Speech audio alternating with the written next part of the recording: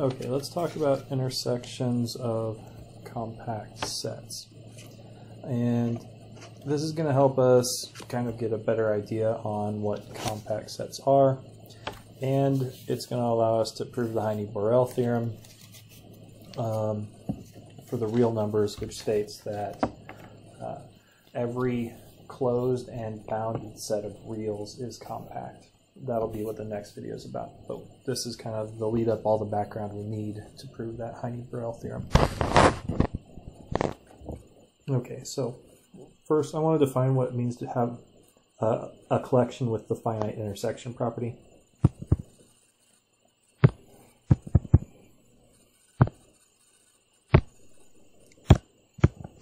So the finite intersection property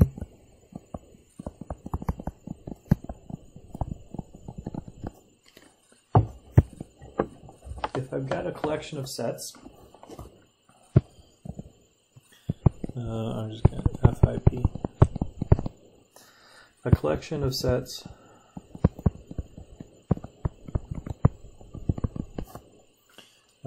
say O sub alpha has the finite intersection property.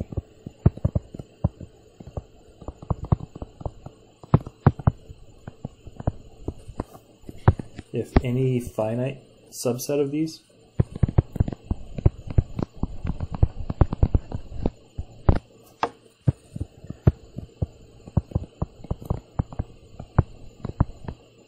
of the O sub alpha has non-empty intersection.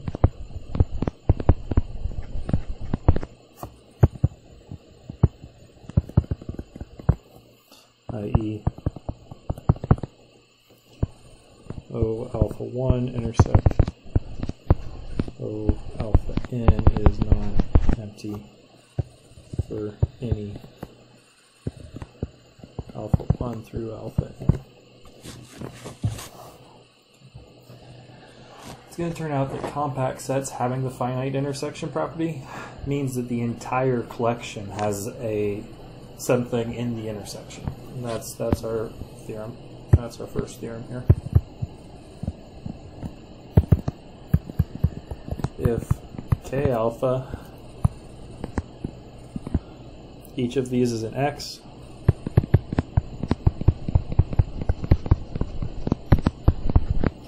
and they're each compact,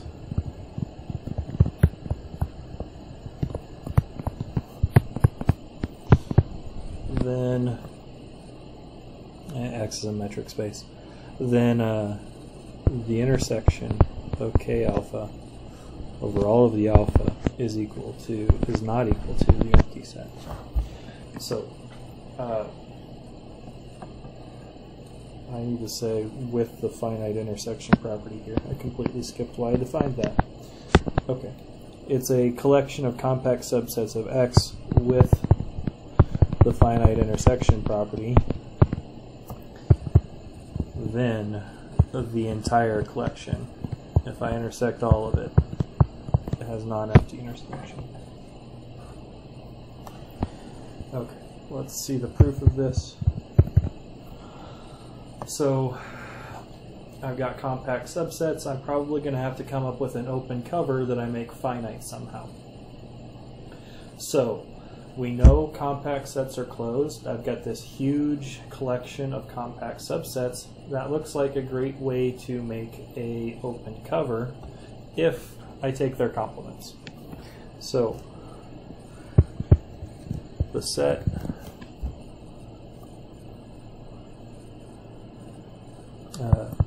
K alpha complement is open for each alpha, and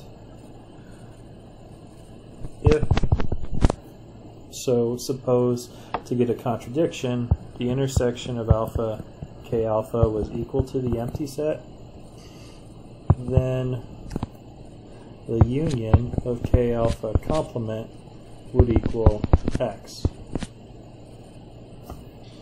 would be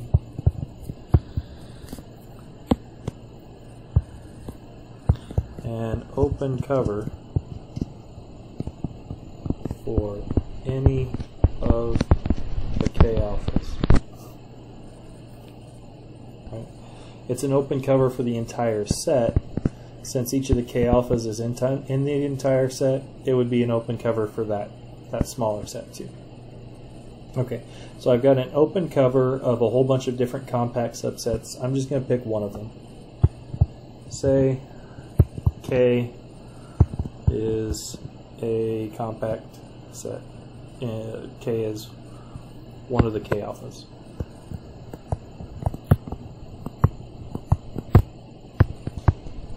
Then there exists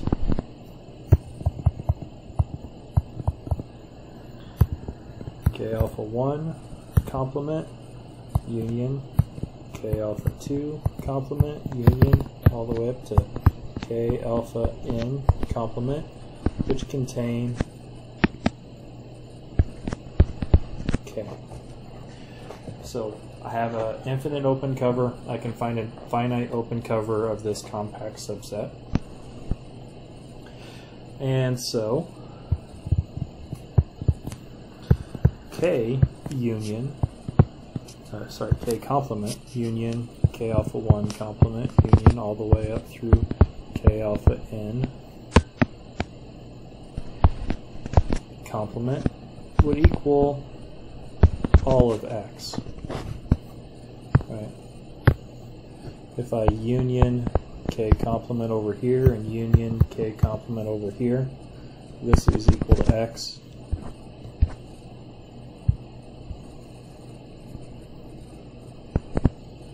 And so if this thing, which is contained in X, contains X as well, it has to be equal to X.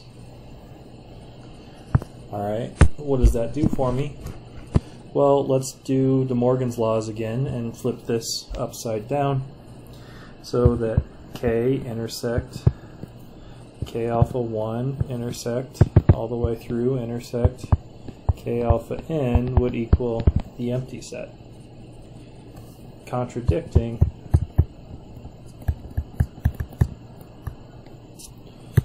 the collection K alpha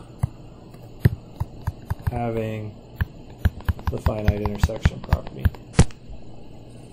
Alright, so we have a contradiction. Where did we make an assumption? We made an assumption here. So this must be false. So the intersection of K alpha over all the alphas is not equal to the empty set, which we want to prove. Okay. So if I take a big collection of compact sets and every finite sub-collection has something in the middle, then the entire collection has something in the middle. Let me just kind of draw a little picture here. Here's X. Maybe this guy is compact, and this guy is compact, and this guy is compact. Maybe I've got some other compact subsets, but these three, this finite collection has a non-empty intersection. For me to add a fourth one, I'd have to have it overlap in part of that intersection. To add a fifth one, I'd have to have it overlap in part of that intersection. So this is a collection of sets with a finite intersection property. If I do this infinitely, no matter sort of how small I sort of break this down into, so this intersection just got smaller, I can maybe take away part more of it by doing that. There's always going to be something in that intersection, no matter how many more sets I add to it. Okay, so let's see how this works with a corollary here first.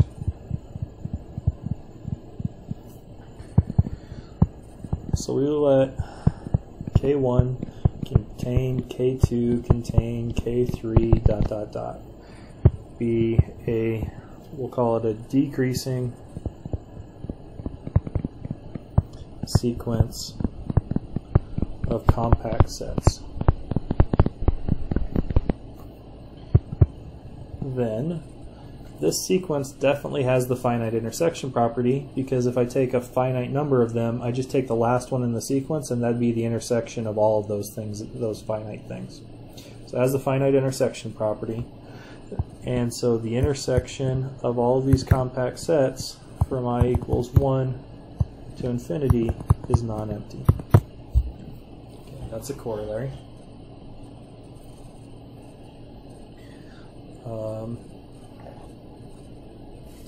Let's do this with intersections too. We haven't proven that intersections are compact yet, or sorry, intervals. We haven't proven that intervals of the real line that are closed are compact yet. But we can prove, using the least upper bound property, that if I take a decreasing collection of intervals, like we just had here, then there's something in their intersection. So that's our next theorem. So we're going to let In be a closed interval from AN to Bn with In contained in In plus 1 for each n. So this is a decreasing sequence of intervals. Then the intersection of these intervals from n equals 1 to infinity is not equal to the empty set. So let me draw on the real line what's going on here.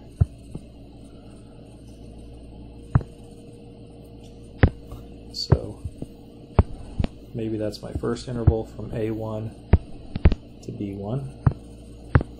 And then I've got another interval from A2 to B2, and so on. Maybe A3 equals A2, but this side decreases. Okay. But I can keep doing this, and I get smaller and smaller intervals. And eventually, I've got a tiny little interval in here. And the claim is that I can't ever get rid of everything by doing this. There's always going to be something in there.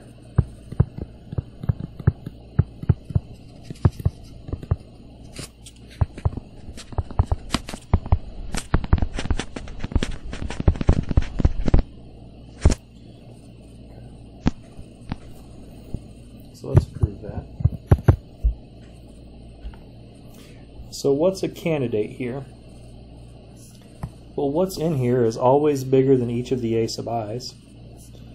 Let's show that the supremum, x equal to the supremum of the a sub i's from 1 to infinity, is in this intersection.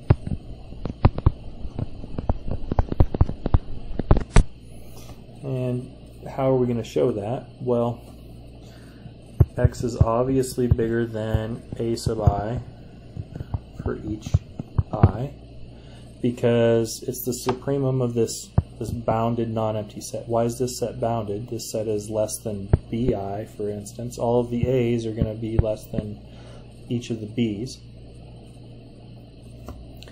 Okay. Also, x can't be bigger than any of the, well, it can't be bigger than any of the b's. It has to be smaller than all the b's. So if x were bigger than b, say n star, then x would be bigger than b sub n star, which, because these are decreasing on the right, the sequence of b's is monotonically decreasing. That's bigger than b sub n star plus m for any positive value m, which is bigger than or equal to a sub n star plus m, which is bigger than a sub m for any m. Okay, which means b sub n star is a smaller upper bound for the a sub i's, contradicting x being the smallest.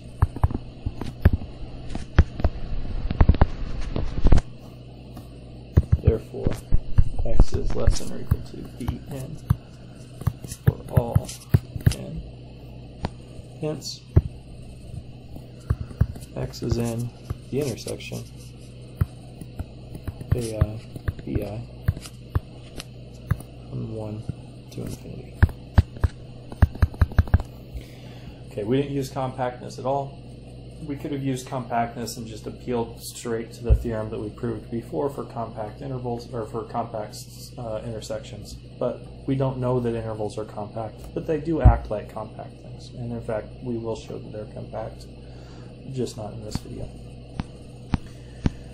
Okay, why did I have to use closed? Does this work for open? So this does not work for open. If 0, 1 over n equals in, then the intersection of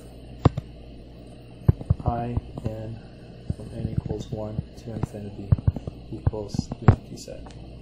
So I had to have closed intervals for that proof to work. The closed intervals let me put less than or equal to, greater than or equal to, and the equality is important there. Okay. Do this as an exercise. Prove this if you don't see it right away. Be a good exercise. Even if you do see it right away, just kind of go through the epsilon proof of why is this empty, or the Archimedean property proof of why is this thing empty. Okay, one last theorem for today. And this theorem,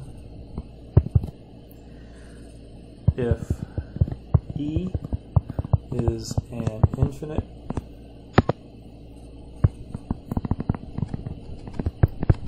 subset of K, a compact set, then E has a limit point in K. Okay, what do I mean by this? So, okay, maybe here's X and this is K. An infinite subset of K being E means maybe E is this collection of points here. But there's an infinite number of them.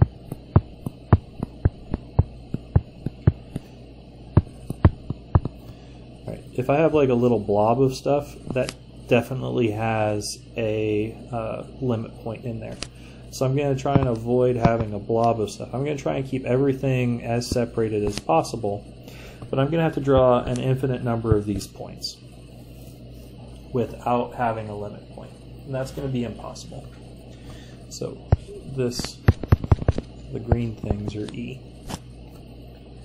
So what we're going to see is, if I try to do this without having a limit point, then if I take any point of K, I'll be able to draw a circle around it that doesn't contain any of the green points. Well, the green points are points of K2, so if I take a green point, I can draw a circle that avoids everything except for myself. Okay? And that's what we're going to do. We're going to get a collection of blue circles and we're going to get a blue circle for every point in K. Each blue circle is going to contain at most one green point, 1 point from E. And then since K is compact, the blue circles will be a finite cover, will be an infinite cover of open sets covering K. I can pick out a finite number of them. That means I've only covered a finite number of green points, which is a contradiction to E being infinite. So that's how this proof's going to work. Okay, so let's go with the proof.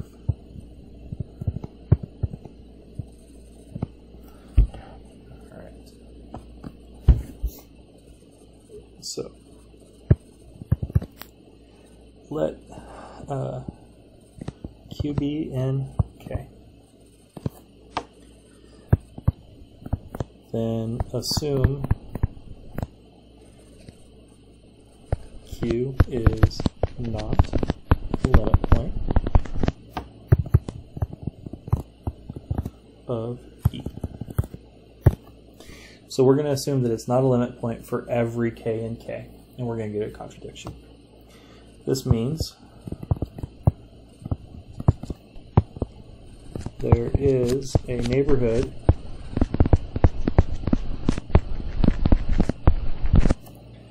of Q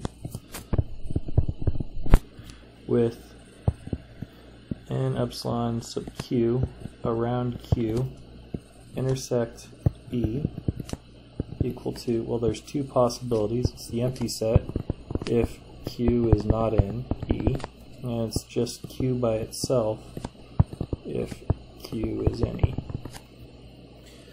Alright, to be a limit point, every neighborhood has to intersect E non-trivially.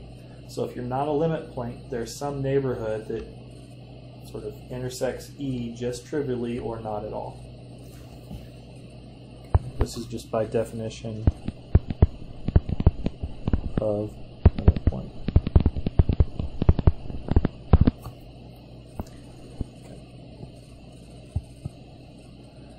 Take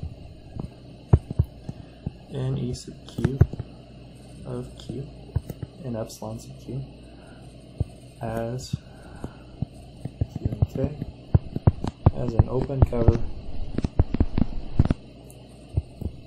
for K. Then there is a finite subcover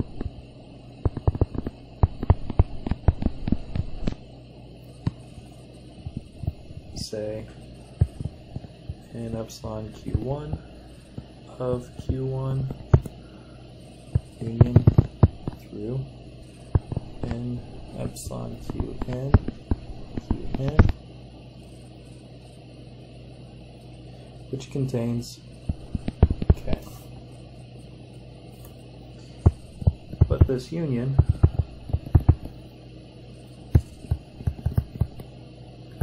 only contains at most n points of E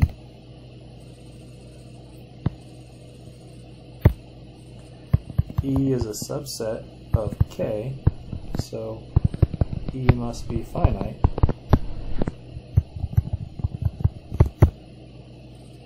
Else there'd be a contradiction.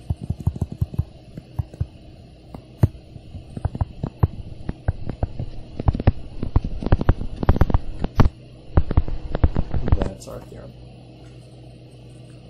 Okay. That's it for this video.